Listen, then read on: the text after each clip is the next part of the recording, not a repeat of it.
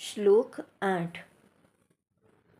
અસ્ત્રમ સર્વસમર્થશ્ચ ગોવિંદઃ કવચમ મતમ પુરુષો ધ્યાનમંત્રોક્તઃ સિદ્ધિ શરણ સંસ્મૃતિ.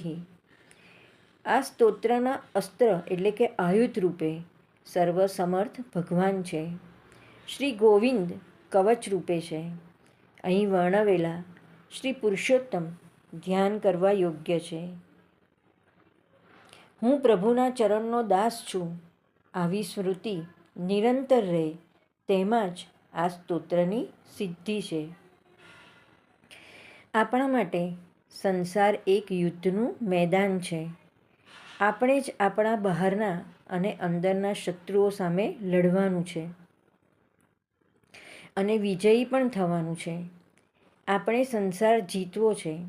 આપણા માટે આયુધ ભગવાન છે. આ ભગવાન સર્વ સમર્થ છે, એટલે જ ભગવાન આપણા યથાર્થ આયુધરૂપ છે. યુદ્ધમાં લડતી વખતે સામેથી ઘા થવાના, તેની સામે રક્ષણ મેળવવા કવચ પહેરવું જરૂરી છે. આપણને મોટો ભય ઇન્દ્રિયોના આક્રમણનો છે. ઇન્દ્રિયોના વિષયોના વિષ આપણી ઉદ્ધવગામી પ્રગતિને અટકાવે છે. આ વખતે ગો એટલે ઇન્દ્રિયોના પતિ એવા ગોવિંદ આપણા માટે કવચરૂપ બને છે અને ઇન્દ્રિયોના આક્રમણ સામે રક્ષણ આપે છે. યુદ્ધમાં જીતવા માટે એક ધ્યાન બનવું પડે. ધ્યાન કોનું કરવાનું? ધ્યાન કરવા યોગ્ય ધ્યેયરૂપ પુરુષોત્તમ છે. સંસાર યુદ્ધમાં હવે જીત મળે. જીત એટલે કે ફળ. આ વિજય ફળ કેવું હોય? હું ભગવાનના ચરણના શરણે છું.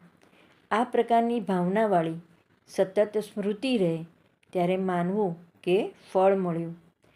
આ સ્તોત્રની આ જ સિદ્ધિ છે. શ્રી મહાપ્રભુજી એ જ આજ્ઞા કરે છે કે સર્વાત્મ ભાવથી નિત્ય શ્રી કૃષ્ણ શરણમ મમ સતત બોલ્યા કરવું જોઈએ.